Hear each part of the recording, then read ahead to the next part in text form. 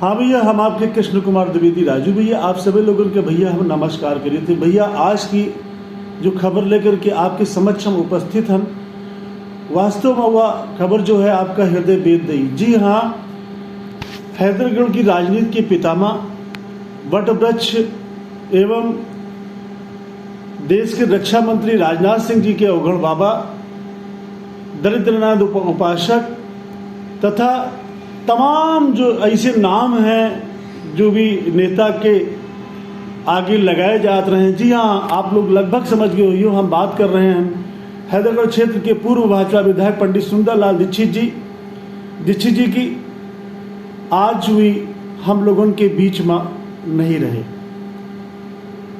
दीक्षित जी, हाँ दादा पंडित सुंदरलाल दीक्षित जी हम लोगों के बीच में नहीं रहे। जो जानकारी मिली है उनके मुताबिक जो है वही प्रतिदिन की तरह आज शनिवार का भी सुबह तड़के उठे और बाबा अवसानेश्वर जा कर के उनके दर्शन करें। उनके बाद में वहाँ से जब लौट के आए तो वे अपने आवास पर जो है सीढ़ी पर गिर पड़े और जब कुछ लोग जाके वहाँ देखें तो वही स्थिति में जीना के पास पड़े रहे और उनका तत्काल जो है लेकर के हैदरगढ़ अस्पताल आवा गया। अस्पताल से डॉक्टर उनका देखी लो कि उनके बाद में उनका डॉक्टर राम मनोहर लोहिया अस्पताल लखनऊ के लिए रिफ़र किया गया, जहां पर डॉक्टर ये घोषित कर दी कि हमरे आपके नेता, हमरे आपके दादाजी, जिनका हम लोग प्यार से दादाजी कहते रहे, ऐसे सुंदरलाल दीक्षित जी अब हमरे आपके बीच में नहीं रहे। सुंदरलाल दीक्षित जी भारतीय जनता पार्टी में एक ऐसे सशक्त नेता रहे जहां पर जौनी भाजपा में आज सारे लोग विधायक बनने के लिए पार्टी में जाते हैं, लेकिन सुंदरलाल दीक्षित जी एक ऐसे नेता रहे जो कि भाजपा में विधायक बने के बाद में शामिल भय रहे। दीक्षित जी हैदरगढ़ क्षेत्र से 3 बार विधायक रहे, राष्ट्रीय कार्य समिति भाजपा के सदस्य रहे, प्रांतीय परिषद के सदस्य रहे। दीक्षित जी कपाट के जो भारतीय जो मान के चलो कि जो भारतीय संस्था है कपाट, उनके जो है भी सदस्य भी रहे। सुंदरलाल दीक्षित जी इनके अलावा कई स्कूलों के जो है भी प्रबंधक भी रहे। इनके अलावा आप लोगों का जान के आश्चर्य हुई कि वे अपने बिल्कुल युवा अवस्था में शिक्षक भी रहे। वे तमाम छात्रों का पढ़ाई भी, शिक्षा का जो उनका जो यो समय रहा वो कुछ ही दिन रहा, लेकिन भी पढ़ाई भी।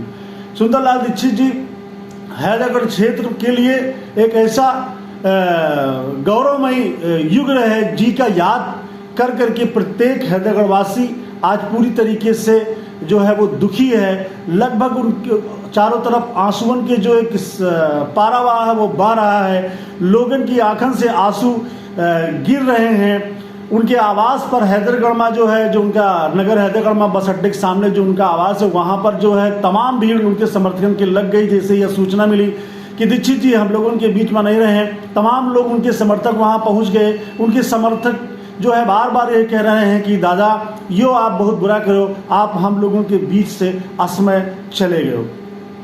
इतनी दमदार आवाज बाराबंकी जनपद की सुंदरलाल दीक्षित जी के बारे में कि भाजपा का चाहे जितना बड़ा कोई नेता रहा है, अगर दीक्षित जी की वो समझ में नहीं आवा तो दीक्षित जी चाहे मंच हो चाहे आपसी चर्चा हो, दीक्षित जी बेबाकी से अपन बात कहे के लिए पूरे देश में प्रसिद्ध रहे। आज सुंदरलाल दीक्षित जी के जो विरोधी हैं वो सुंदरलाल दीक्षित जी के बारे में जब जानें कि दीक्षित जी का निधन हुआ है तो वो भी एक बात कह पड़े कि वास्तव में एक शेर जो रहा, एक योद्धा जो रहा, वो हम लोगों के बीच से चला गया। दीक्षित जी एक ऐसे नेता रहे जी का जो कहा होता रहा मुंह पर तड़ से कह देते रहे, पीठ पीछे उनके वो भी बुराई नहीं करते रहे, उनके पेट में कुछ नहीं रहा। हम कृष्ण कुमार द्विवेदी राजू भैया, चूंकि दीक्षित जी के साथ हमारा राजनीतिक जो जीवन रहा वो काफ़ी दिनों का रहा, काफ़ी दिनों तक उनके साथे रहे।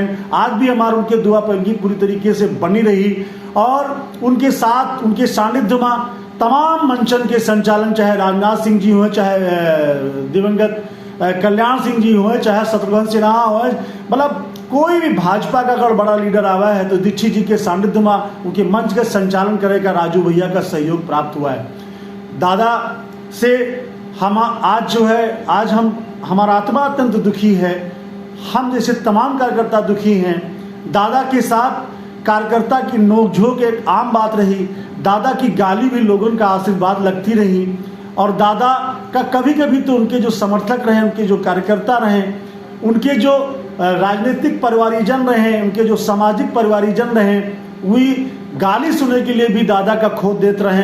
दादा का कुछ न कुछ ऐसी बात कह देते रहे जो कि दादा जिससे कि गाली दिए लगे।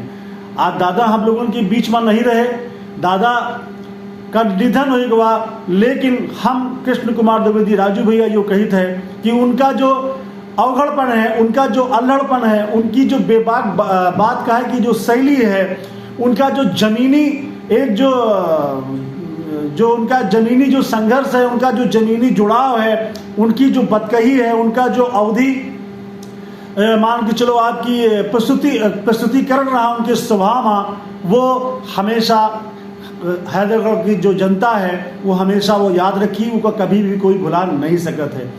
एक दौलतपुर के गांव में दौलतपुर के गांव में पंडित श्री जागेश्वर प्रसाद दीक्षित जी के घर में जन्मे सुंदरलाल दीक्षित जी जो है आज हम लोगों के बीच में नहीं रहे।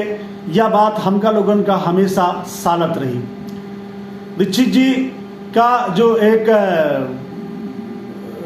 स्वभाव है वो उनका, कुछ लोग उनका दुर्वासा भी कहते रहे, कुछ लोग उनका दादा भी कहते रहे, कुछ लोग उनका अवघड़ बाबा कहते रहे, जी का जैसा सिस्टम समझ में आवत रहा लोग कहते रहे।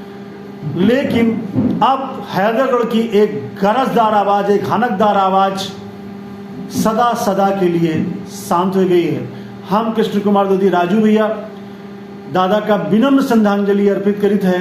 और जौने समय हम यह बात सुना कि जो है अभी अपने जीना पर गिरे पाए गए, उनका अस्पताल ले जावा गवा, उसके बाद में हैदरगढ़ से उनका लखनऊ लोहिया अस्पताल ले जावा गवा, वही समय हमारा हृदय जो है बिल्कुल कंपित हो गया। और जब यह खबर आई कि अब दादा नहीं रहे, तो जाहिर सी बात है कि हर हमरे जैसा हर उनका जो समर्थक उनसे जुड़ा हुआ व्यक्ति है वो आसमान से सरोवार हो गया।